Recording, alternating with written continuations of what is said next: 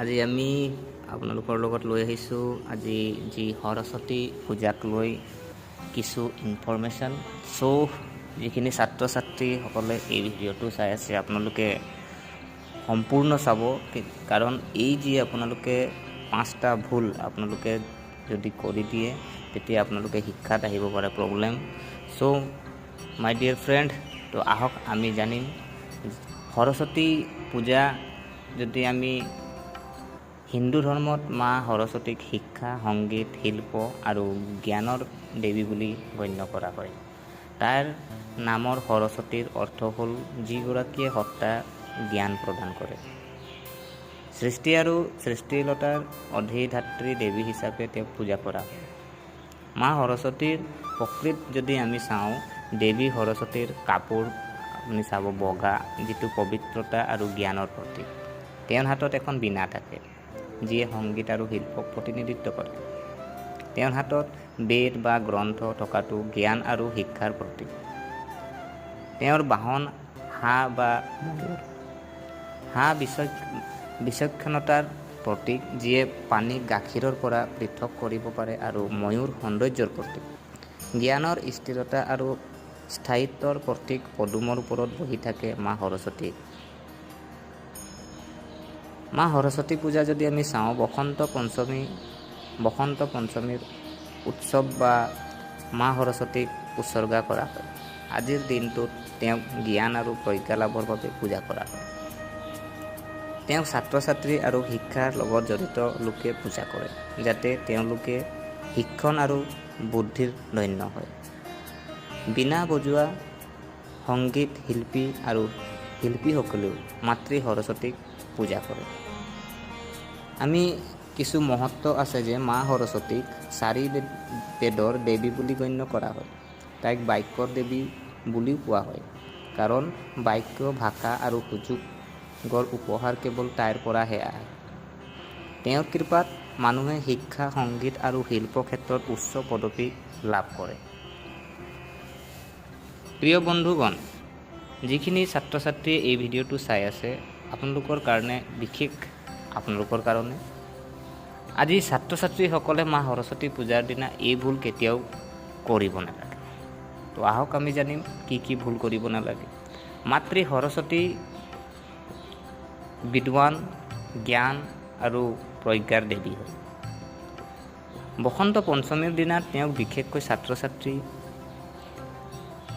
শিল্পী আৰু জ্ঞান সাধকসকলে পূজা কৰে। আজিৰ দিনটোত পূজা সঠিকভাৱে কৰা হয় আৰু জীৱনত ইতিবাচক প্ৰভাৱ পৰে, তাৰ বাবে বিশেষ সাৱধানতা অৱলম্বন কৰিব লাগে। প্ৰিয় বন্ধুগণ, আজি যিসকল ছাত্ৰ ছাত্ৰী আপোনালোকে পূজা অৱস্থলীত যোৱাৰ আগমুহূৰ্তত আপোনালোকে এইখিনি কথা ধ্যান ৰখাটো বহুত জৰুৰী আছে। পূজা অৱহেলা নকৰিব। পূৰ্ণ ভক্তি আৰু মন, কথা আৰু কৰ্মত মা সৰস্বতীক পূজা কৰক। উপযুক্ত পৰিষ্কাৰ পৰিচ্ছন্নতা অবিহনে খৰখেদাকৈ পূজা কৰা বা পূজাস্থলীলৈ যোৱাটো ভাল নহয়। মৰমৰ ছাত্ৰ ছাত্ৰীসকল, পঢ়া শুনাৰ পৰা আঁতৰি নাথাকিবা।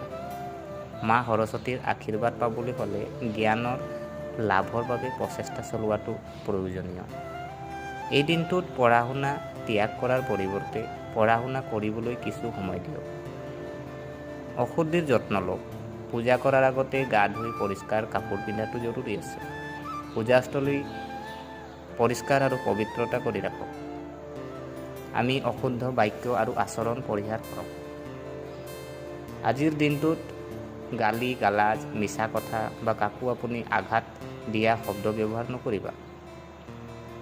আনৰ প্ৰতি সহানুভূতি আৰু মৰমেৰে আচৰণ কৰক। মা সৰস্বতী অপমান নকৰিব। পূজাৰ সময়ত দেৱীৰ ছবি, মূৰ্তি বা শাস্ত্ৰৰ অসন্মান নকৰিব। কলম, কিতাপ, অন্যান্য অধ্যয়নৰ সামগ্ৰীক আপুনি সন্মান কৰক। আপুনি সেই দিনটোত ভোগ আৰু প্ৰসাদ অপচয় নকৰিব। মা সৰস্বতীক খাদ্য আগবঢ়োৱাৰ পিছত ভক্তিৰে প্ৰসাদ গ্ৰহণ কৰক। ইয়াক অপচয় নকৰিব। অপবিত্ৰ স্থানত ৰাখিব নালাগে। ধৰ্মীয় পৰম্পৰা উলংঘা নকৰিব। সৰস্বতী দেৱী পূজাৰ ক্ষেত্ৰত শুদ্ধ মন্ত্ৰ আৰু পদ্ধতি অনুসৰণ কৰক।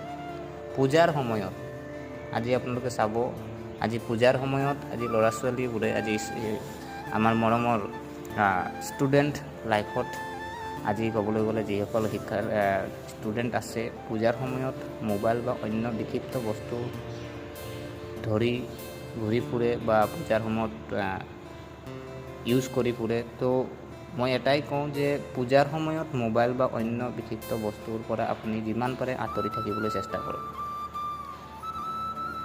প্ৰিয় বন্ধুগণ, মাতৃ সৰস্বতী পূজা আত্মাৰ শুদ্ধিকৰণ আৰু জ্ঞান লাভৰ মাধ্যম হয়। এই দিনটো ছাত্ৰ ছাত্ৰী সকলৰ বাবে বিশেষ সঠিক উদ্দেশ্য আৰু ভক্তিৰে পূজা কৰক আৰু এইবোৰ কথা মনত ৰাখি আপুনি পঢ়া শুনা আৰু জীৱনত উন্নতি সাধন কৰক। তো আজিৰ ভিডিঅ'টো আপোনালোকে কেনেকৈ পালে? যদি ভাল পালে আপোনালোকে লাইক আৰু মোৰ চেনেলটো যদি ছাবস্ক্ৰাইব কৰা নাই কাইণ্ডলি ছাবস্ক্ৰাইব কৰিব বুলি মই আশা থাকিলে। চ' সকলোকে জয় মাতা দি, থেংক ইউ।